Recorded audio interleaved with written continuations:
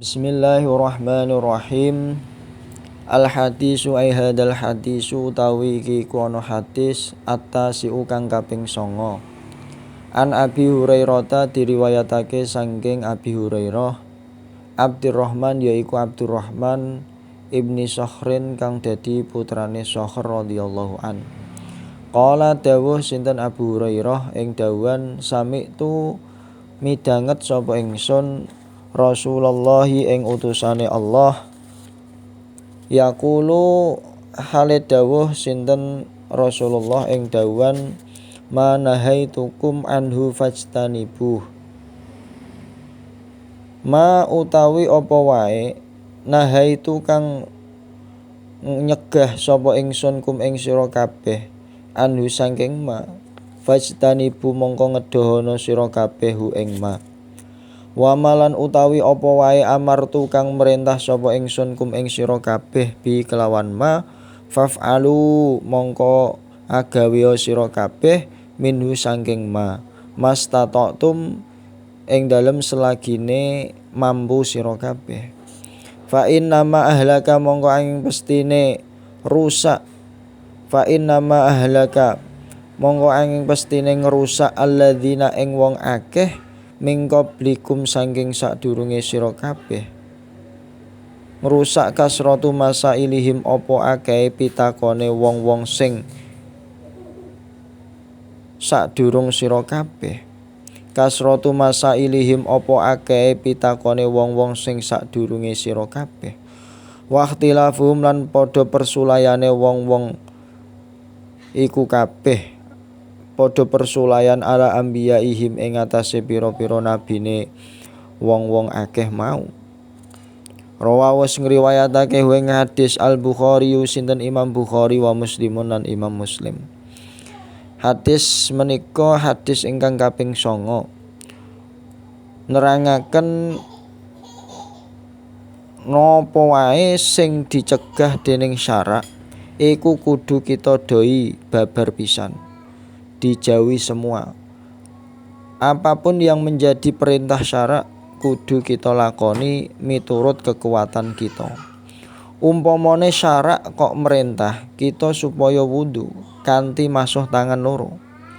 Ing kono kita kok namung duwe tangan siji, merga kang siji wis kapotong nalika perjuangan melawan penjajah Yaman biyen. Kaya mengkene iki sing wajib kita wasuh ya namung saanane. Ora kok banjur kita wajib nganakake tangan siji maneh utawa banjur ora wajib masuhi kekarine. Umpama meneh, conto meneh, kita yen salat kudu maca Fatihah. Nanging umpama ana sedulur sing durung iso maca Fatihah dus pundi? Ya maca apa anane saisane. Ora usah ngenteni belajar Fatihah dhisik nganti pirang-pirang wulan. Niku mboten kados mekaten. Sedulur mau ya kewajiban sinau maca Fatihah. Ya kewajiban nglakoni salat sak mampune, sak kuasane. La qauluhu fa inna ma ahlaka ila akhirih. Katae pitakon iku terkadang malah andadekake abot. Umpama wae mengkene. Bapak perintah marang anak. Contoh, nak aku tukokno rokok. Kaya mengkene iki yen anak nuli tumindak nglakoni perintah miturut kuasane, iku wis cukup anggone netepi perintah. Ditukokake rokok apa wae. Iku bener lan wis aran netepi perintah. Beda yen anak mau banjur kakean tanglet, kakean takok, rokok ngangge cengkeh napa mboten? Lah bapake jawab, rokok sing ana cengkehe. Lah damelan kados menapa?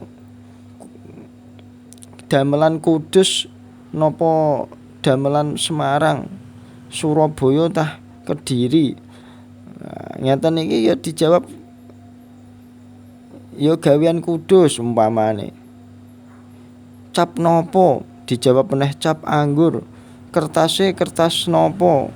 Klobot tah nopo? Dijawab kelobot. Sing bungkuse isine pinten? Dijawab isi 4 utawa isi 12 tah isi 16. Sawise cukup pitakone si anak mau wis mesti luwih angel golek rokok sing sifat-sifate werna-werna. Sifate werna-werna mau katimbang goleki rokok sing sakrupa-rupane, sing saanane, ora usah kakean takok. Semono uga kaya dene Bani Israil nalika didhawuhi supaya nyembelih sapi. Umpama terus nyembelih sapi saanane sakrupa-rupane iku wis cukup. Ora usah kakean takon. Lan ya wis aran netepi perintah. Tapi dening Bani Israil iki kakean takon. Sapi apa? Sifate kepiye? Ulese apa lan liya-liyane. Tibane malah dadi abot. Meh wae Bani Israil iku mau ora iso ngolehake sapi kang disifati dening Kanjeng Nabi Musa alaihissalam nalika semono.